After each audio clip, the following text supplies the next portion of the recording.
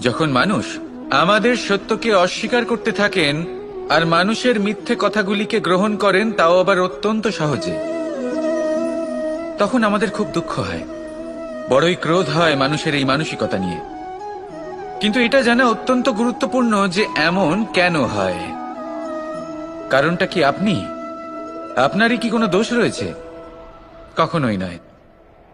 কারণ হলো এটা যে এই যে সত্য, এই সত্যের মূল্য অত্যন্ত অধিক, এতটাই অধিক যে অনেক সময় অনেক ধনী ব্যক্তিও এর মূল্য মেটাতে পারেন না। সেখানেই যদি মিথ্যের কথা বলি, তাহলে এর মূল্য অত্যন্ত কম। অত্যন্ত সহজে এই মিথ্যে সবার মধ্যে বিক্রি হয়।